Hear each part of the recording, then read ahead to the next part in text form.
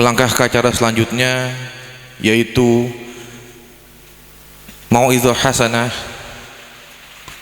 yang akan disampaikan oleh Al-Habib Ahmad Fahmi bin Abu Bakar Al-Drus. Kepada beliau, waktu dan tempat kami persilahkan. Sallu ala Muhammad. Allahumma salli wa sallim alaih. Sallu ala Muhammad. Allahumma salli wa sallim alaih. Sallu ala Muhammad. Allahumma salli wa sallim. Assalamualaikum warahmatullahi wabarakatuh. Bismillahirrahmanirrahim. Alhamdulillahi rabbil alamin. Wa bihi nasta'inu ala umuri dunya waddin. Wassalatu wassalamu ala sayyidil mursalin Sayyidina Muhammadin wa ala alihi wa sahbihi ajma'in. Allahumma salli ala nuril anwar wa siril asrar wa tiryakil aghyar wa miftahi babil yasar Sayyidina Muhammadin al-Mukhtar wa alihi al-adhar wa ashabihi al-akhyar adada ni'amillahi wa ifdalih. Al-mukarramun wal-muhtaramun yang saya hormati, yang saya muliakan, para habaib, terkhusus al-walid, orang tua kita, guru kita, al-mukarram wal-muhtaram Kiai Haji Ridwan Alawi beserta putra beliau Fadilatul Ustadz Salahuddin beserta ikhwannya yang sama-sama kita hormati dan mudah-mudahan dimuliakan oleh Allah Subhanahu wa taala. Malam ini kita menjadi tamunya Rasulullah. Hadirnya kita di tempat ini untuk manusia mulia. Sesungguhnya orang yang memuliakan orang yang dimuliakan oleh Allah pasti mulia. Tetapi yang menghinakan orang yang dimuliakan oleh Allah pasti menjadi makhluk Allah yang terhina. Dicontohkan oleh Allah ketika lahirnya Nabi Muhammad sallallahu alaihi wasallam, seluruh makhluk senang. Sampai hewan, binatang yang terkecil, lebih kecil dari kuman yang ada di dalam tanah ikut bergembira atas lahirnya Nabi Muhammad. Hanya satu makhluk Allah yang tidak suka, benci dan jijik, yaitu iblis laknatullah beserta para bala tentaranya. Maka oleh karena itulah di zaman-zaman akhir seperti ini, jangan kaget kalau ada orang sudah merendahkan Nabi Muhammad. Jangan kaget kalau ada orang berani menghinakan Nabi Muhammad. Saya yakin mereka adalah iblis berwujud manusia. Karena Nabi Muhammad sallallahu alaihi wasallam 14 abad yang lalu sudah memberi isyarah kepada kita, memberi tanda kepada kita, nanti akan datang sekelompok anak manusia berwujud-wujud manusia, tetapi jiwa dan hatinya serta pikirannya iblis laknatullah. Apa ciri-cirinya? Ya'muruna bil fahsya wa yanhauna 'anil ma'ruf. Kerjaannya suka memerintahkan atau membiarkan atau membebaskan seluruh yang munkar, tetapi mencegah dan melarang seluruh kebaikan. Maka zaman sekarang jangan heran kalau pengajian dilarang, maulid dilarang, ini dilarang dengan dalil macam-macam. Itulah setan berwujud manusia, sebagaimana dikatakan Allah Ta'ala dalam Quran, minal jinnati wan nas. Saudara-saudara hadirin yang saya hormati, untuk apa kita memperingati maulid tiap tahun? Apakah ini tradisi? Apakah ini kebiasaan tahunan? Tidak. Memperingati maulid merupakan wujud tanda terima kasih dan syukur kita kepada Allah karena nikmat Allah yang begitu besar, sehingga Allah menyatakan dalam Quran, wa in ta'udu ni'matallahi la tuhsuha. Kalau kamu sekalian hendak menghitung-hitung nikmat Allah, tidak akan sanggup menghitung nikmat Allah. Tapi ada satu nikmat Allah yang paling besar, yang paling agung, yang paling super, yaitu lahirnya Nabi besar Muhammad SAW. Kenapa Nabi Muhammad menjadi nikmat yang paling agung dan besar? Jelas, mana bisa kita kenal Allah tanpa Nabi Muhammad? Mana bisa kita beriman, percaya kepada zat yang maha mulia, Tuhan yang memberikan segala nikmat kepada kita, Tuhan yang memberikan segala keistimewaan kepada kita tanpa Nabi kita Muhammad SAW. Mana mungkin kita bisa mengenal Islam tanpa Nabi Muhammad? Mana mungkin kita bisa mendidik anak dan istri dengan akhlak yang diajarkan oleh Nabi Muhammad? Bahkan kita mulia pun karena Nabi Muhammad. Adanya Nabi Muhammad, adanya wali-wali Allah. Adanya Nabi Muhammad, adanya para ulama. Adanya Nabi Muhammad, adanya para habaib sebagai dzurriyyah. Adanya Nabi Muhammad, adanya akhlak pribadi yang baik, moral yang tentram, moral yang indah yang ada dalam jiwa umat Nabi Muhammad sallallahu alaihi wasallam. Saudara-saudara hadirin yang saya hormati, kenapa orang-orang di luar Islam tidak suka kepada Nabi Muhammad? Karena Nabi Muhammad ini sosok manusia yang bisa merubah pola pikiran manusia. Sekarang di akhir zaman diperlihatkan oleh Allah. Dulu musuh-musuh Islam tengah dari barat, dari Jerman, dari Inggris, dari Amerika, dari negara-negara yang lain, pulau satu jajaran. Tetapi sekarang dibuktikan oleh Allah Ta'ala, di Amerika tiap hari ribuan orang masuk Islam, di Jerman tiap hari ribuan orang masuk Islam, bahkan di Cina yang mayoritas komunis yang anti-Islam, sekarang berbalik banyak orang-orang masuk Islam. Kenapa? Mereka tidak bisa mencari celah dan mereka tidak bisa mencari kesalahan Nabi Muhammad dan kesalahan Islam. Tetapi yang orang-orang non-muslim selalu berusaha untuk menghancurkan agama Allah, yaitu agama Islam. Tapi antum gak usah takut, Islam dijamin oleh Allah.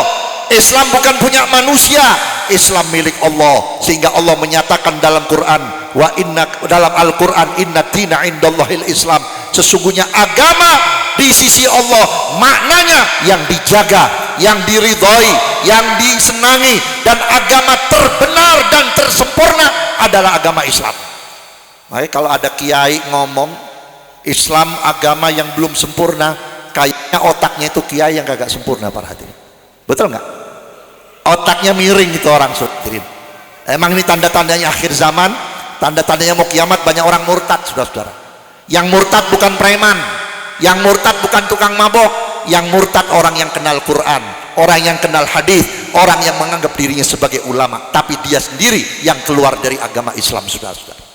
Saudara-saudara hadirin, kalau Allah menyatakan inna dina indahul Islam, sudah sepenuhnya dijamin akan kesempurnaan agama Islam.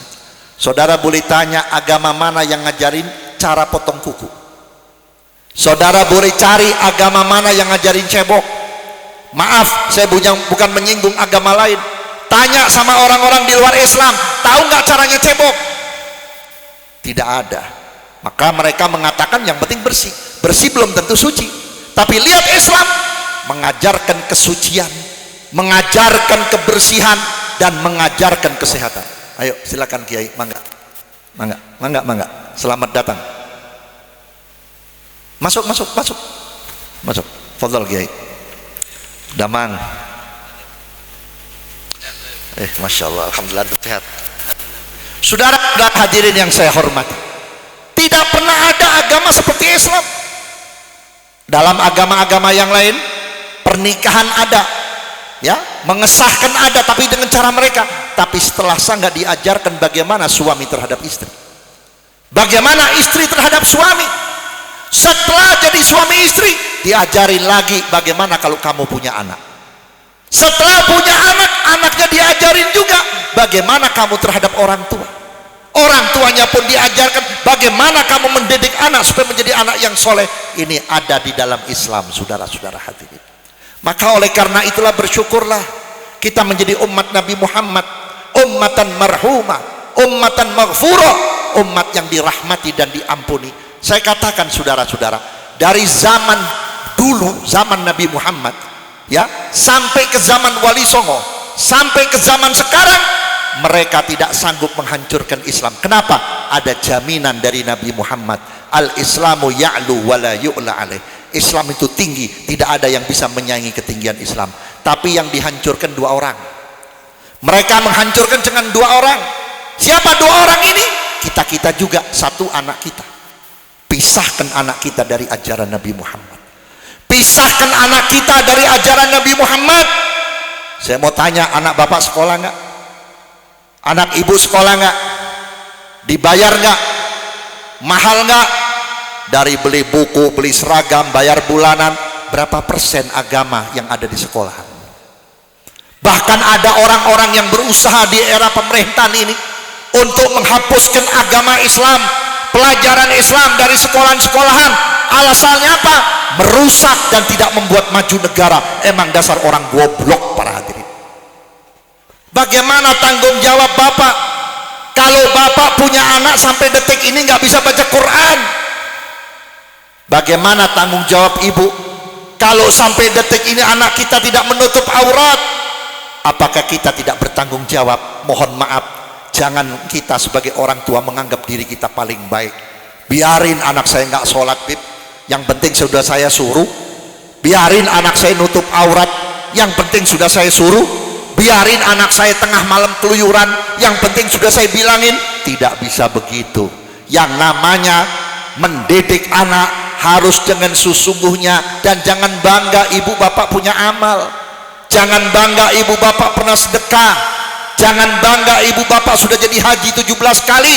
Ingat, sehebat-hebatnya orang tua, kalau nanti di akhirat melihat anaknya tercebur di dalam neraka jahanam, ketika sang orang tua dipersilakan untuk masuk surga, baru mau melangkah, anaknya sudah keluar, tangannya keluar dari untuk menarik kaki orang tuanya sambil berkata, ya Allah, ini ibuku, ini yang menyebabkan aku tidak kenal engkau, ini yang menyebabkan aku mati su'ul khatimah, ini yang menyebabkan aku masuk neraka. Masukkan ia ke dalam neraka karena mereka tidak menjalani perintahmu sebagai kedua orang tua. Habis kita, saudara-saudara. Kita ini diwajibkan Pak ngurusin keluarga. Hati-hati, anak bukan milik kita, cuma kita ketitipan. Setelah anak lahir, dianjurkan diadzankan kuping kanan, diiqamatkan kuping kiri, padahal belum ada kewajiban sholat. Tapi kenapa ada? Kita diperintah oleh Rasul, diperintah oleh Nabi untuk mengadzankan kuping kanan dan mengiqamatkan kuping kiri. Tandanya apa? Anak kita sehebat apapun harus sujud dan tunduk kepada Allah. Begitu orang tua nanti dijemur di akhirat, di padang mahsyar, tidak ada yang peduli kepada kita, tidak ada yang peduli kepada kita kecuali Nabi Muhammad.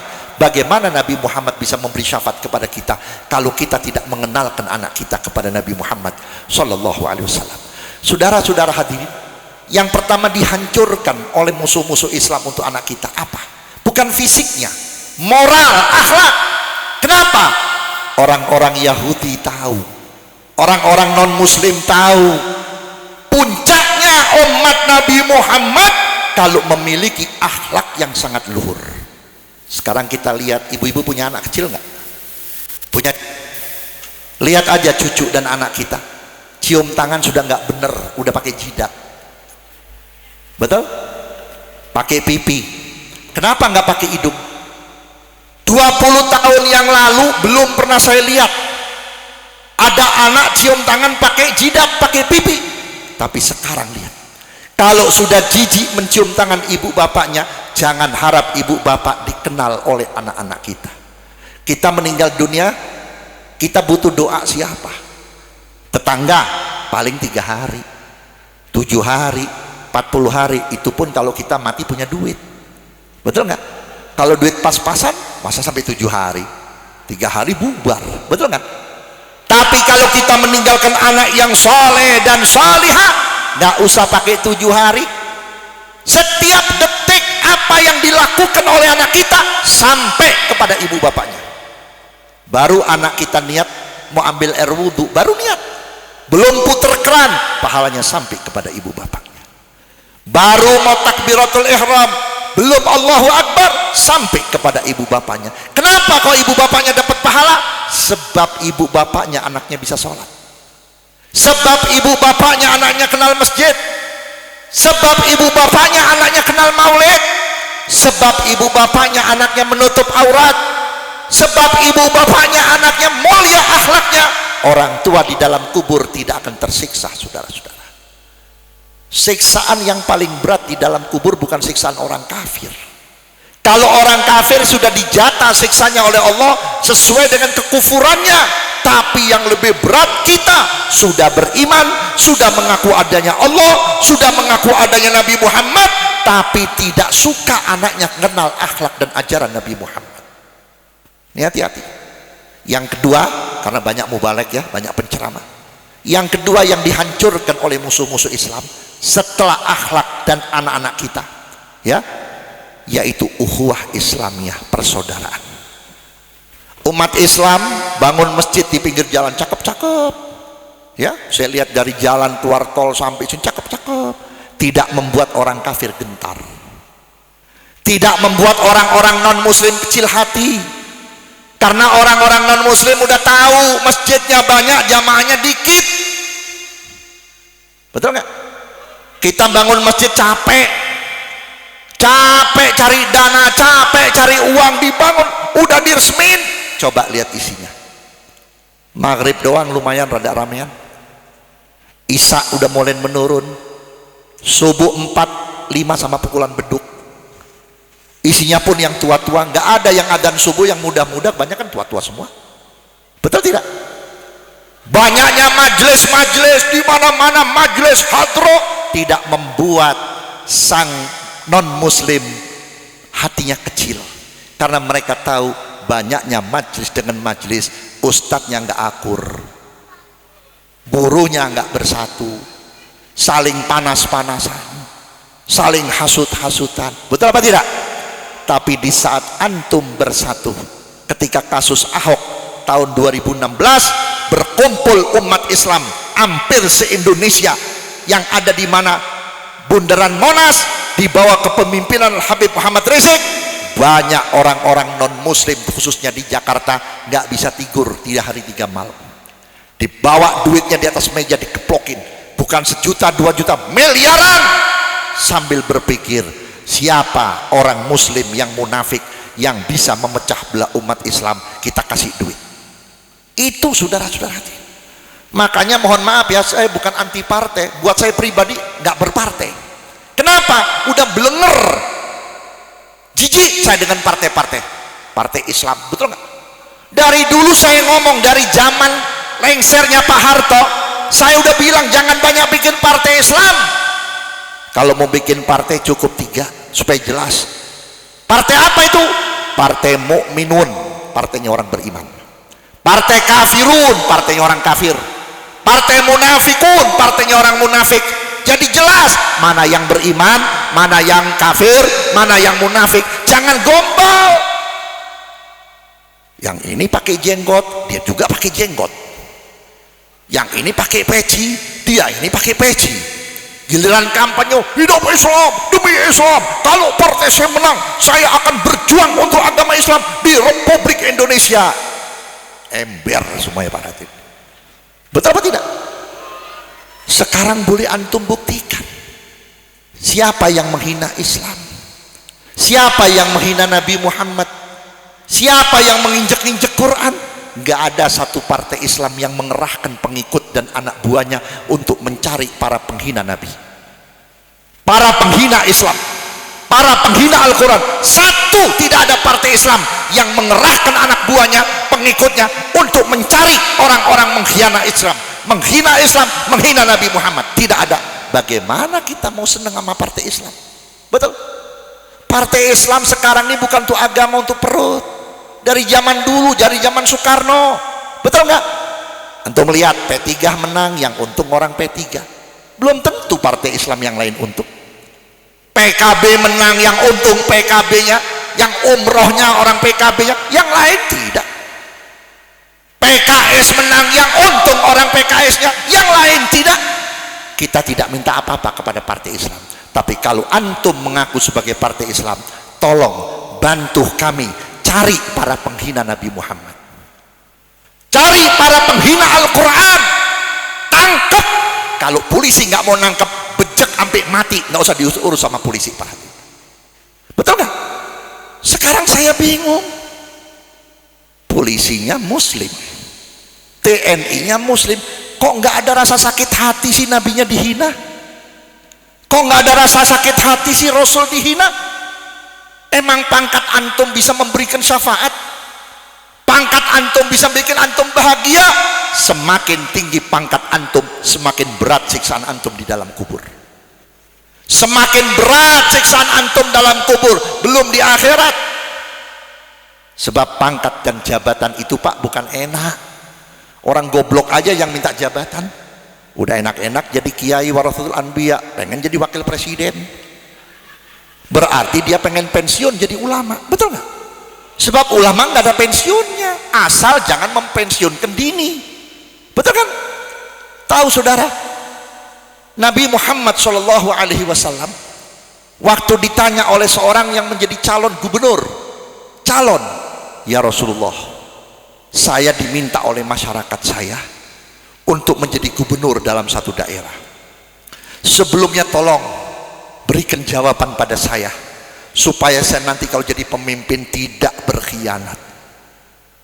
Calon gubernur ini bertanya, bagaimana sih sikap pemimpin?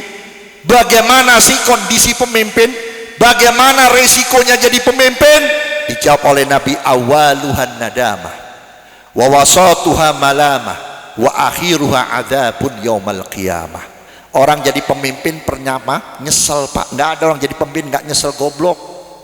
Senangnya bentar, potong bikin tumpeng, ya kan, potong pita, undang tetangga, yuk kita sedekahan, si anu jadi lurah, si anu jadi camat.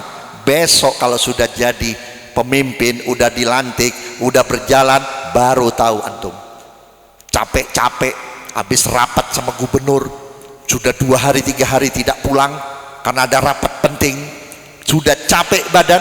Pasti seorang pemimpin yang namanya laki-laki rindu dengan istrinya, betul nggak? Nggak ada Pak Lurah nggak rindu sama bininya, nggak ada Pak Camat nggak rindu kepada anaknya, pasti rindu.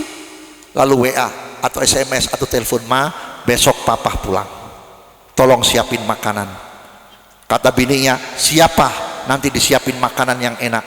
Begitu sampai di rumah, makanan disiapin, ya, minuman sudah disiapin, kopi, susu sudah disiapin, baru mau nyendok, tuk, RW datang, maaf Pak Lurah, ada tawuran di RT anu yang mati 4 orang. Innalillahi wa inna ilaihi raji'un.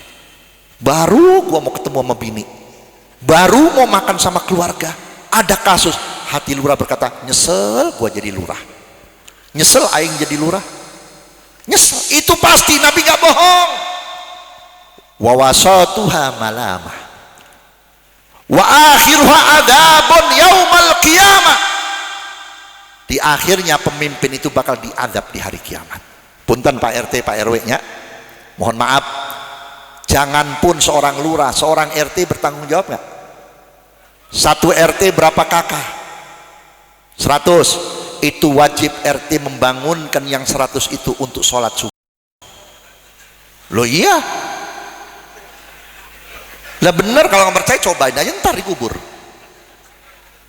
Wajib. Sudah dibangunkan pakai speaker, wajib mencontohkan Pak RT paling duluan di depan, betul nggak? Ini giliran subuh RT ini nggak ada, tapi insya Allah di sini nggak ada ya, amin. Pengajian kita tahu nih masyarakatnya belum pada ngaji nih, wajib. Kenapa? Kalau satu pimpinan ada masyarakatnya belum tahu sholat, belum tahu ngaji, belum tahu hadas besar, pemimpinnya diem, maka nanti pemimpin bertanggung jawab. Ini berapa kepala satu RT? Kalau ada 100 tanggung jawab nanti di akhirat. Jangan pun tanggung jawab 100 orang, 1 orang diri sendiri. 100 tahun kita di mana padang mahsyar. 1 hari di padang mahsyar 1000 tahun. Matahari di mana? Sudah nempel dengan kulit kepala, saudara-saudara hati. Makanya di sini harus dibahas masalah ini, betul nggak? Ngajinya jangan ngalor ngidul, ketawa-ketawa melulu. Kita tiap tahun ngadain maulid isinya lucuan aja. Kalau ngaji lucu-lucuan haram tuh diamplopin terus kiai model begitu, ustadz model begitu. Haram bener. Wailun, wailun, wailun lil mudhahik, kata Nabi. Celaka, celaka, celaka bagi orang yang suka bikin orang tertawa sampai lupa kepada nabinya, sampai lupa kepada agamanya. Ini maaf nih, pakai peci putih, pakai sarung, pakai koko, belum tentu bisa mandi junub. Nikah duluan bab junub nggak tahu. Kan lagi musim rambut gondrong nih sekarang nih. Ini hati-hati nih yang gondrong nih, jangan minggir di sini aja. Maaf ya. Saya tadi juga minta dijampein sama Kiai Alwi Ridwan Alawi, Kiai doain biar rambut saya numbuk nih, saya pengen panjang. Cuman saya kasih tahu, waktu Nabi Muhammad SAW bercerita kepada sahabat tentang bahayanya orang mandi junub, mandi hadas besar. Nih mak nih dengerin nih ya, kalau lagi datang bulan, kalau nyisir itu ingat, lihat tuh rontok nggak tuh rambut.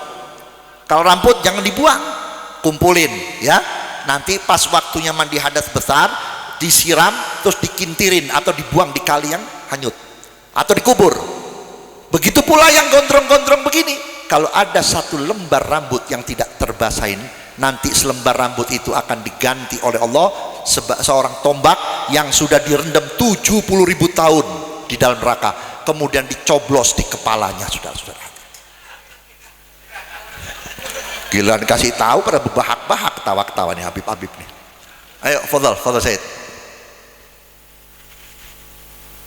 Dicoblos di ubun-ubun. Pada saat itu sahabat Nabi yang pertama botak Sayyidina Ali bin Abi Thalib. Makanya Sayyidina Ali jarang pakai rambut panjang. Nah ini perlu. Kenapa saudara-saudara? Jangan sampai kita ngadain maulid tahunan tapi kagak faham agama Nabi Muhammad, gak faham ajaran Nabi Muhammad, betul gak? Giliran demo ikut takbir, Allahu Akbar, kam arkanus sholah tenyaho, betul gak? Kam arkanul wudu, nggak tahu. Salah kita nanti, terutama yang muda-muda ini. Ini anak-anak muda ini dicintain sama Rasulullah, disayang sama Rasulullah. Sampai Nabi mau wafat pun wasiat kepada Sayyidina Ali bin Abi Thalib, ya Ali, sittatun min ummati fil jannah. Ada 6 golongan umatku yang pasti masuk surga.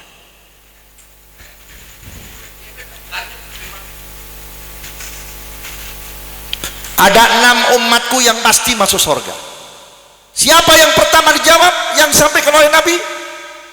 Syabun taibun, pemuda yang tobat. Bukan syaikhun taibun, bukan bapak-bapak yang tobat, bukan kakek-kakek tobat. Kenapa pemuda yang disebut?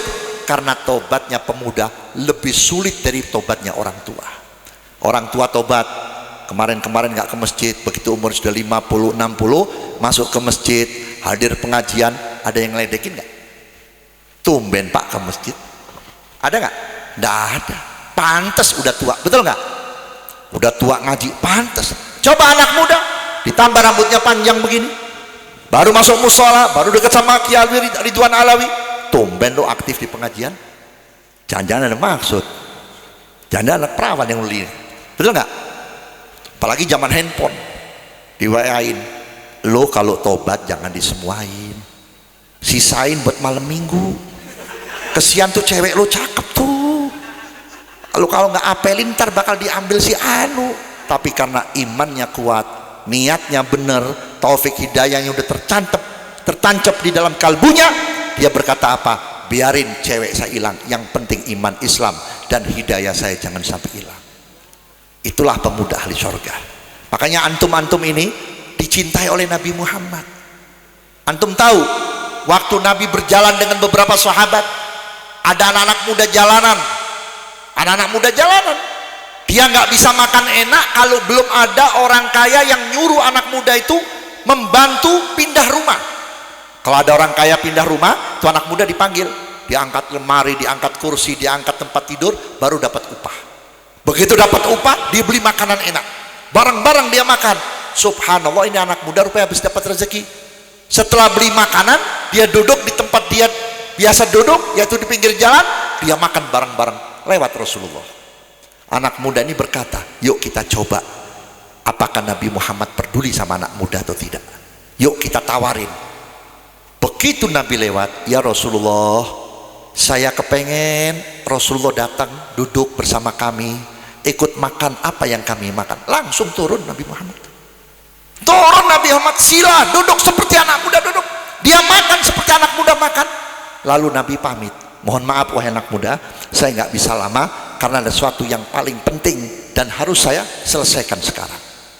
Begitu Nabi Muhammad berdiri, anak muda ikut berdiri. Ya Rasulullah, sesungguhnya aku tadi mencoba, benarkah engkau perhatian kepada kami? Ternyata engkau sayang kepada kami. Kami bersumpah ya Rasulullah, dari mulai detik ini sampai akhir hayat saya akan siap bela engkau ya Rasulullah sampai darah penghabisan. Itu Nabi Muhammad SAW. Jadi anak muda ini bukan dicuekin sama Nabi, anak muda ini diakui oleh Nabi. Makanya kalau ada anak muda niat benar, tolong yang tua ikut mendukung, betul nggak? Jangan anak muda mau bikin maulid, dah anak kemarin dulu belak-belaku bikin maulid, yang tua belum bikin maulid, udah bikin maulid. Suka ada yang begitu, tapi insya Allah sekarang udah nggak ada ya. Kenapa Pak?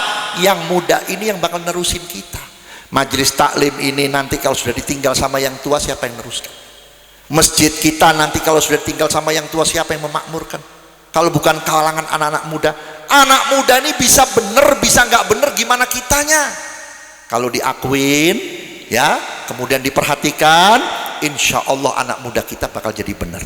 Saudara tahu di daerah Bogor dan sekitarnya itu dulu banyak anak-anak muda yang keluaran pondok pesantren, pesantren salafi yang bener-bener, ada yang sampai 6 tahun 7 tahun, pinter ngaji kitabnya, tafsirnya, hadisnya, fikihnya. Begitu dia pulang, dia kepengen mengembangkan ilmunya di kalangan masyarakat. Ternyata pada waktu itu sama yang tua dipendem terus. Tahlil dikuasain sama yang tua, maulid dikuasain sama yang tua, khutbah Jumat dikuasain sama yang tua, imam dikuasain sama yang tua, sampai anak muda tersebut merasa putus asa. Ya Allah, saya belajar sekian tahun, pengen saya mengembangkan ilmu di masyarakat ini, di kawan-kawan saya ini, kok nggak diberi kesempatan sama yang tua. Subhanallah, pada waktu itu muncul paham-paham Wahabi. Paham-paham Wahabi masuk ke Bogor pada waktu itu.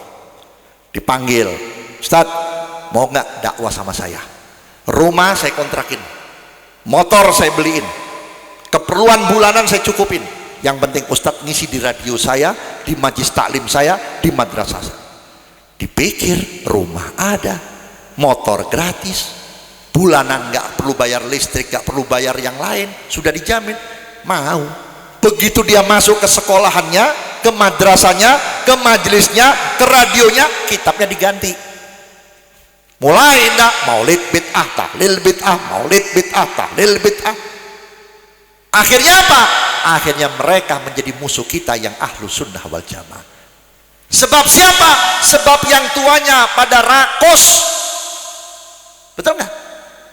Udah 70 tahun, berapa tahun sih antum jadi kiai di sini? Nggak kenyang-kenyang terima amplop. Kasih dong kesempatan sama yang muda-muda. Lihat kayak Ridwan Alawi, dilihat anaknya muncul, disilakan sama anaknya, dipersilakan sama anaknya. Kenapa? Karena nanti anaknya ini yang bakal meneruskan. Orang tua sama anak muda tenaganya udah beda, betul nggak? Coba bikin perlombaan lari Pak RW, orang tua sama anak muda, kira-kira menang siapa? Hah? Menang anak muda. Ya udah, bikin perlombaan nikah sama anak perawan. Yang kuat siapa? Anak muda.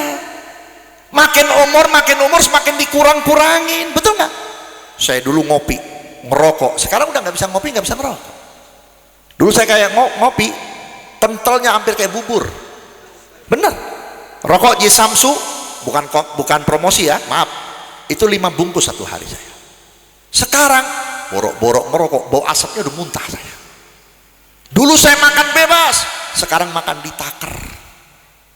Makan telur jangan banyak-banyak tar bisulan, ya. Minum susu nggak boleh banyak-banyak tar kolesterol. Makan daging kambing nggak boleh banyak-banyak. Sampai kemarin Kiai Ridwan Alawi saya diundang di masjidnya Habib Alwi Jamalulel di Mangga 2. Acaranya pagi, beres ceramah sudah hampir dohor, perut lapar. Dari Ciawi saya belum sarapan. Beres ceramah disiapin kebuli. Wah Allah, mana nampannya dari stainless. Kebulinya enak, dagingnya segini nih, nggak ada lemaknya. Begitu mau nyomot, ada dokter yang hadir. Habib, mohon maaf ya, kalau bisa Habib jangan makan daging kambing, banyakin makan sayuran. Nggak bisa begitu dokter, kambing makan sayur, saya makan kambing. Udah tahu perut lapar masih hati-hati, betul nggak? Nah itu bukan apa-apa, berarti saya tahu, berarti kondisi udah tua itu sudah kurang, betul nggak? Abisin sisa umur kita untuk Allah. ajak anak-anak muda. Alhamdulillah di sini ada Kiai Haji Ridwan Alawi mengadakan taklim, mengadakan pengajian, mengadakan zikir dan sebagainya. Insya Allah akan lahir ribuan anak-anak muda yang soleh. Akan lahir anak-anak muda yang bisa mendoakan kita kalau kita di dalam kubur. Akan lahir anak-anak muda yang akan mendoakan bangsa dan negara kita supaya jauh daripada bala dan fitnah. Amin ya rabbal alamin. Kurang dan lebihnya mohon maaf. Assalamualaikum warahmatullahi wabarakatuh.